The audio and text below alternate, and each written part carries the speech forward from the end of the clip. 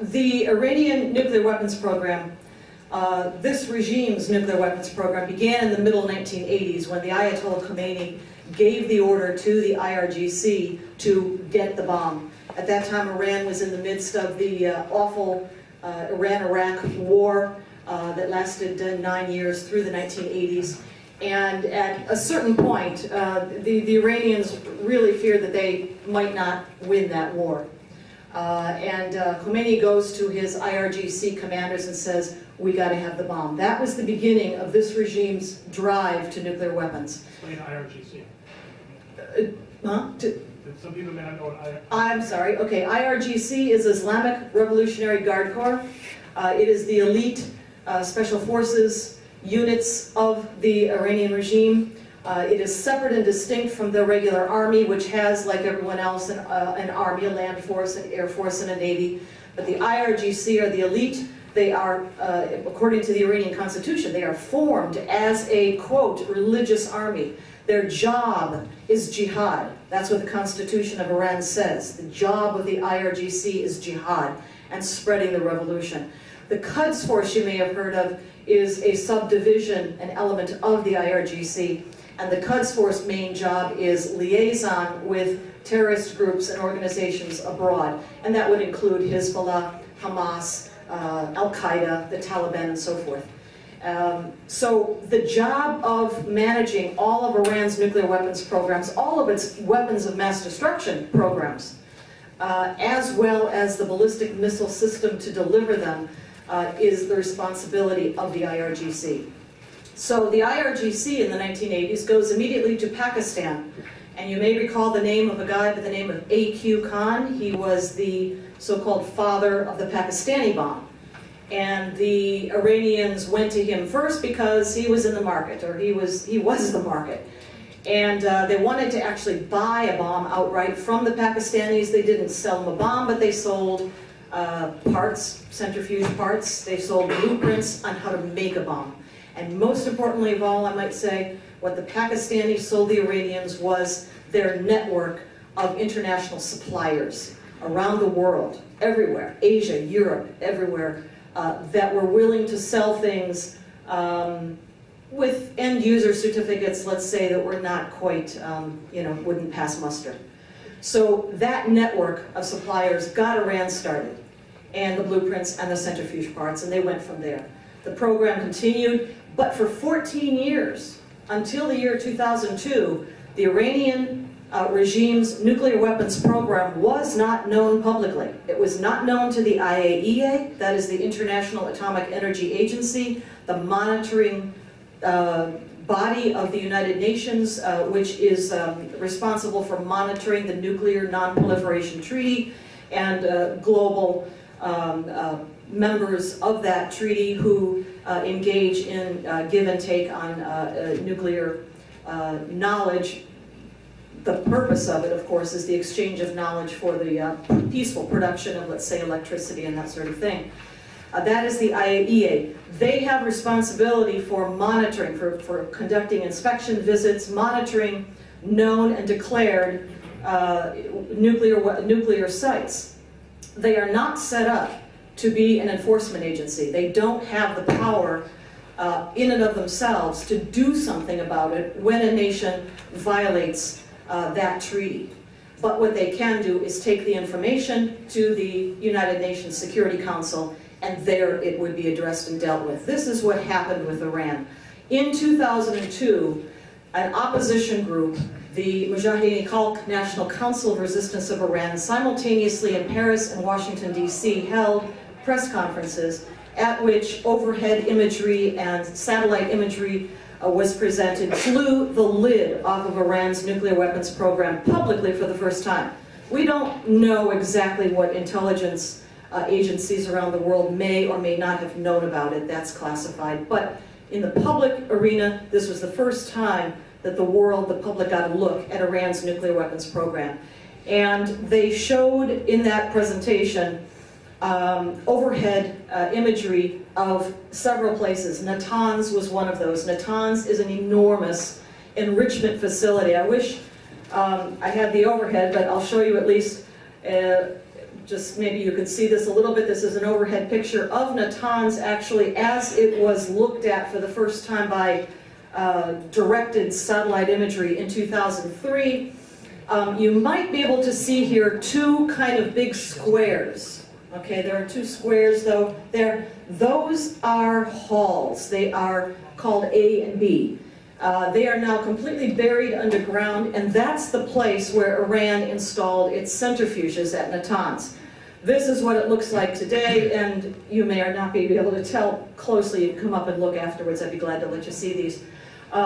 Those halls, A and B, are now buried. Everything is now underground, and it is underground and hardened. It is surmounted by concrete, barriers many meters thick. Well, Natanz, once it was discovered, became kind of a showcase, and this is tried and true tactics learned by the Iranian intelligence service, which is called the MOIS, Ministry of Intelligence and Security, from their mentors, the KGB.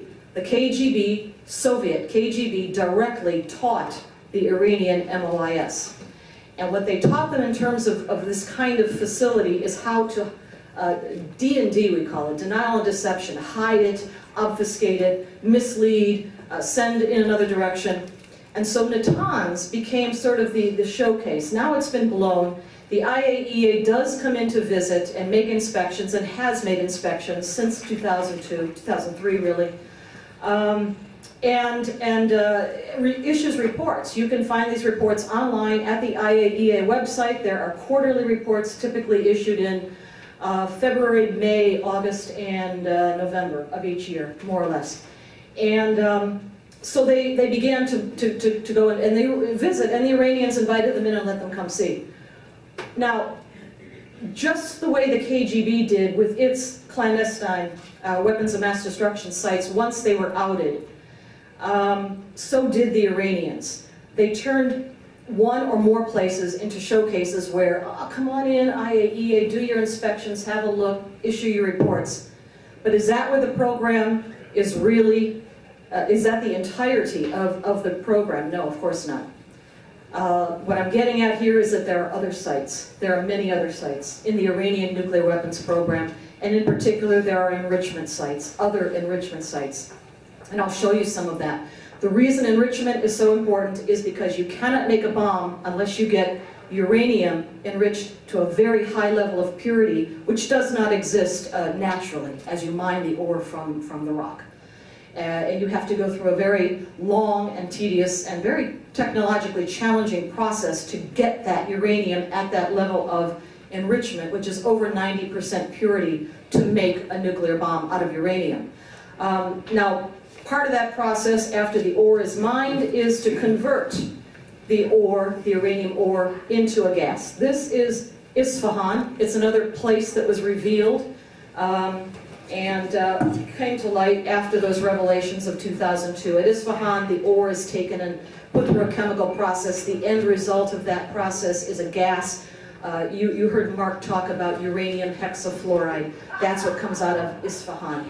That is taken from Isfahan to a place like Natanz, but not just Natanz, all the other sites we're going to talk about, and spun in centrifuges, which are tall tubes with spinning blades inside of them that act to turn the gas, how do I put this, to send the gas through the centrifuges, and it falls out. The particulate falls out at the bottom of the tube, and as you move then from tube to tube to tube in a cascade, that matter that falls out, that more and more and more enriched material, goes down the tube cascade and becomes more highly enriched with every step. That's more or less, in layman's terms, how they enrich uranium, the gas enrichment way with centrifuges. Another place that was revealed, Iran's nuclear weapons program, is called the Arak Heavy Water Facility. It is in the middle, more or less, of the geography that you looked at for Iran there. Iran, as Mark showed you, is a very mountainous country. And it's ideally suited to hide a lot of these places underneath the mountains, underneath, yeah, there you go, how mountainous that is. Well, Arak is sort of in the middle of the country, and it is as most of the middle of the country is in the mountainous region. It was exposed, Iraq was exposed to the public in August 2002. IAEA got in there for its first inspection in 2003. Why is Iraq important? Because it offers an alternative method of getting to a bomb. You can make a bomb with uranium, and you can make a bomb with plutonium. Iraq is a place where plutonium is enriched and produced to make a bomb in a parallel way. Iraq is supposed to go online next year, 2014. The IAEA is not satisfied at all with the responses it's getting from Iran about this facility, where there is, excuse me, a light water reactor, and that's what produces the plutonium. Another place I want to talk to you about is called Lavizan-Shi'an. Lavizan-Shi'an was a site where both nuclear weapons work and also biological weapons work was being conducted until it too was disclosed in May of '03. From a distance, it's not going to show up too well, but there was quite a set of facilities in this area here, Lavizan-Shi'an. And once it was disclosed, however, the regime went into kind of a panic. What do we do now? They know about it. Well, what they did about it was decided to raise the place to the ground, literally. They took down every single building, every single tree, every single bush, blade of grass, and they scraped the earth to a depth of, I don't know, 6 centimeters or something or other, carted the dirt off, I don't know where, and they turned the site into what? A municipal park.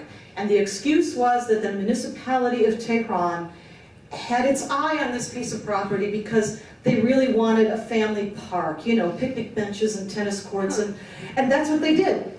They turned it into a municipal park. First, it was scraped. I think maybe you can see that there, where there's nothing left of the buildings that once were there. And then they built it back up again and put in, you know, the picnic benches and the tennis courts and the basketball courts. So that was one way that we have seen that Iran dealt with discovery, with being outed, if you will. It just covered up. Ooh, nothing here. You see, nothing at all. And they finally, you know, let the IAEA come look, but by that time there was nothing there. So did the program end in 2003 when Lavizan-Shi'an was exposed and then destroyed? Well, no, it didn't end at all. It was moved to other places. And where was it moved to? In particular, into bunkers, mountains, tunnels, underneath very heavily fortified rock, really. In 2010, May 2010, the Pentagon issued its very first annual report to Congress on Iranian military power.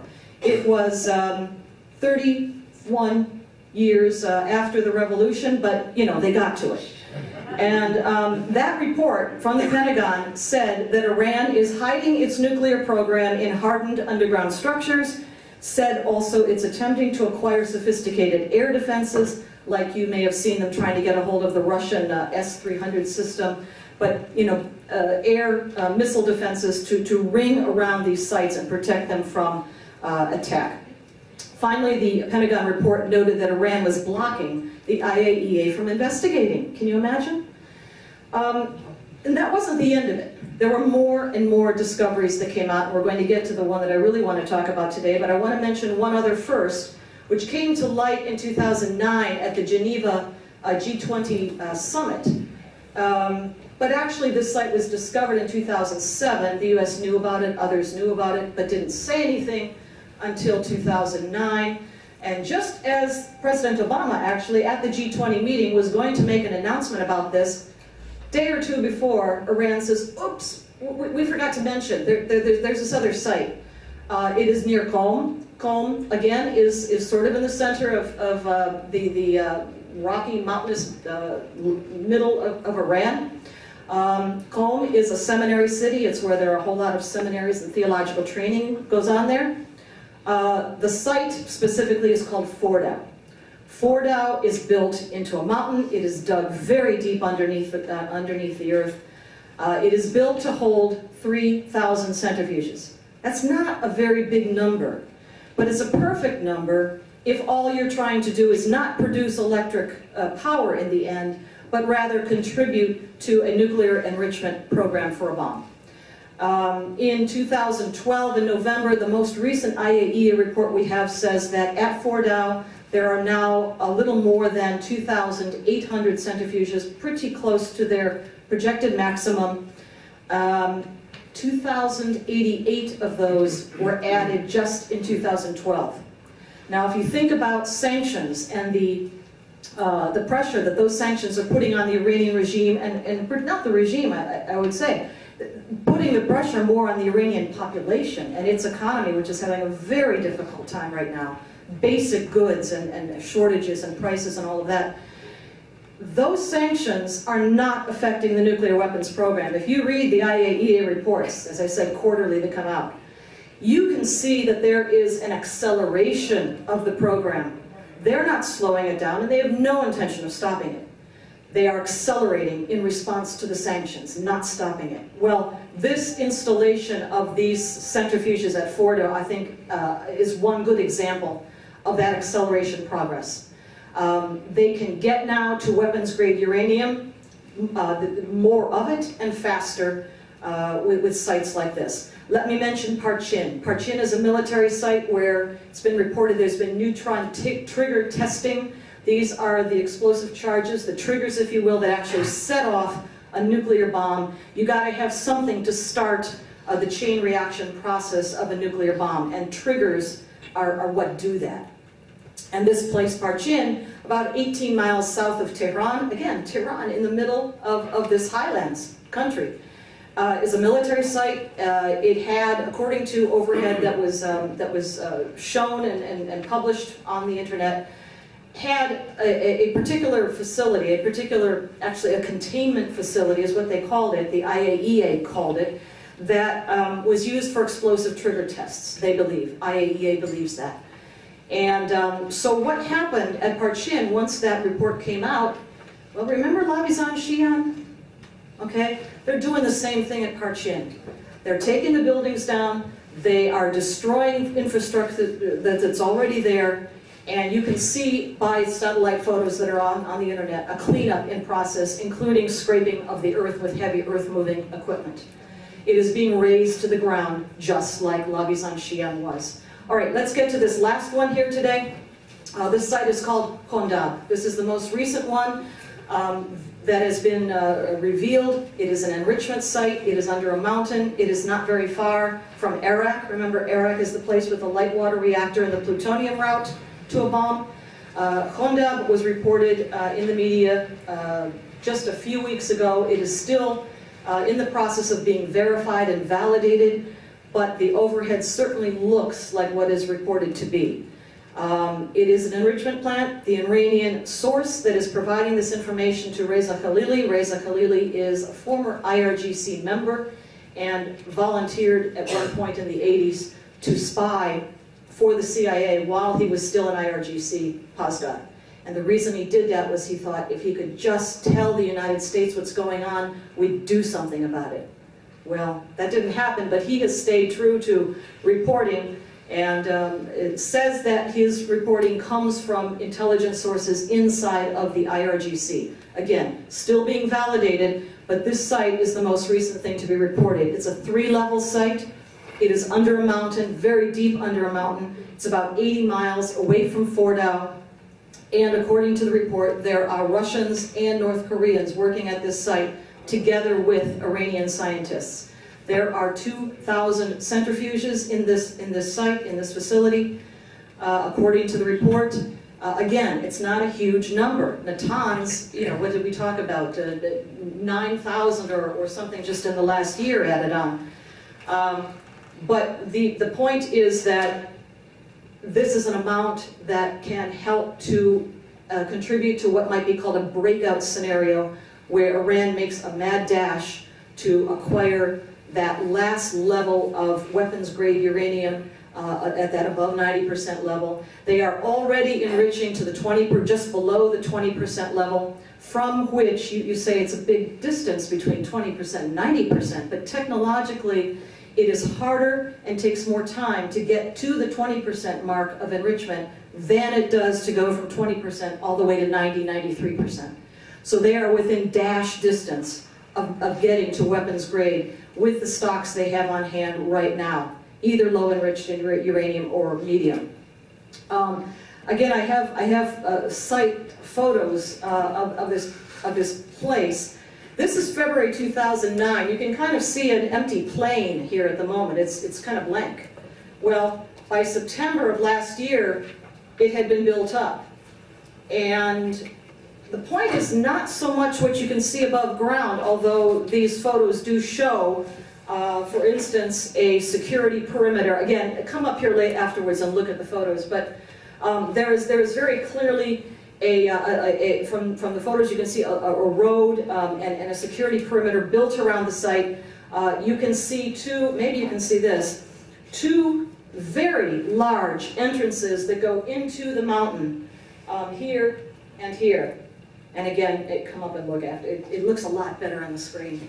But huge entrances in any case. Above one of those entrances is a building, and according to the source, it is in that building that the elevators are located to go down to the first level, which is a place for security checks and badges and whatever access requirements are needed. And then the second level is where the report says that the centrifuges are located, and the third level is another area where they are working on the warhead and also other aspects of a nuclear bomb. Why does this alarm us, or why should this alarm us so much? Well, Iran is involved really in a joint venture with North Korea on the development not just of a nuclear weapon, but also of the means for the delivery, and that's ballistic missiles. German reporters in Die Welt, the German publication called Die Welt, reported in 2010 that North Korea had done a couple of nuclear tests that look like they could possibly have been done on behalf of Iran. We know that IRGC officials are present in North Korea every time they do a nuclear test, and also when they do a ballistic missile test. They're there. It's a joint venture. Now, one of the things that's very important about this, and Dr. Peter Pry is with us here, he can explain this way better than I can, but the concern about some of this joint venture work between Iran and North Korea is that they may be developing together something called a super EMP weapon. EMP standing for electromagnetic pulse weapon. It is very small in terms of kiloton explosive power, perhaps as little as 1 to 3 kilotons, which is very small for a nuclear bomb, which can be 25 and more kilotons. But it gives off a massive amount of gamma rays, and it's those gamma rays which exploded in the atmosphere above the Earth, maybe 30 to 500 kilometers above the Earth in the high atmosphere, that does not cause immediate damage or death on the ground. Nobody dies, no buildings blow up. But what happens is that the gamma rays come pulsing down through the atmosphere, supercharged, and can cause a cascade effect failure of our electric grid. In other words, everything in the civilian electric grid, which is not protected, by the way, we'll get to that, is in danger of going down. That means everything that modern civilized life depends on for existence goes away like that. ATMs, transportation, communication, fuel deliveries, medical services, you name it. All of that depends on electricity these days and electronic chips. All of that is in danger of going down. Why? Because the civilian electric grid in the United States is not protected. There was a bill before Congress that has been languishing for the last 3 years or more. It is called the SHIELD Act. If there's anything you can do to talk to your representatives, to talk to your offices, that bill has got to be passed. The SHIELD Act must be passed this year. It will cost a minimum amount of money per electric consumer, less than $1 per electric consumer on an annual basis, to shield, in basic form at least, the most critical elements of our civilian electric grid. Shield and protect the transformers in particular. So that is something that there is concern that Iran and North Korea are working on together. Let me move quickly through here. The joint ballistic missile program together has been going on for quite a while. There is some speculation now that Iran actually may be more advanced in the ballistic missile area than North Korea itself, and that the sharing may even be going the other way now. Iran clearly has mastered the multiple stage ballistic missile and also the use of solid rocket fuel propellant. Both of these things help in achieving distance and range. And Iran has tested successfully, and so has North Korea. North Korea last month, we should mention this, in December 2012, put a satellite into some kind of an orbit, kind of wobbly, but that's not the important part. The important part was the launch. And that launch successfully got that package into orbit. And that means using a 3-stage ballistic missile to do it. That means that North Korea right now has the ability to reach continental United States of America with their missiles. They can certainly reach Alaska, and they maybe even can reach the west coast along the Pacific, Washington State, and that upper northwest coast. That's what that satellite launch demonstrated. They have the ability. Peter? Oh, just to comment on that. But they also have, one of the things that's most interesting about their launch in December 12 is that it's a demonstrated capability to deliver a super EMP weapon. Oh, yes. To the United States absolutely. Right now. Absolutely. It's a polar orbit, okay, that launched away from the United States, comes up from the south where we have no interceptors and no radars, so we wouldn't even see it coming. And it's at a perfect, almost perfect altitude of 500 kilometers, which is ideal for the EMP attack that you were describing. Precisely. If we wanted to put the EMP footprint over the whole continental United States. They would only have to change the azimuth of the launch by 10 degrees, but would have come right over the center of the United States. And both of the Iranian launches were also polar launches that had that same characteristic. I believe that the Russians helped them with this, because the Russians in the Cold War developed a thing called a fractional orbital bombardment system, which was a tricky way to try to launch a surprise nuclear attack that would come over the southern pole. Yeah, exactly. Thank you, Peter. That even more reason to be concerned. In addition, now the Pentagon report, that one from 2010, says that the Iranian ICBMs, now Iranian, could be ready for testing by 2015. All right, I'll leave it there. We're in a race against time, essentially, Iran to complete its nuclear weapons capability, to get to the point where it's ready to demonstrate that capability, hopefully not in attack mode, maybe a test out in the desert someplace. But the point about it is that they are desperately using denial and deception tactics. Their nuclear weapons program is far more expansive and developed and advanced than is spoken of publicly, and is a danger to us even right now. Never mind all that we do not even know about it. Thank you very so much.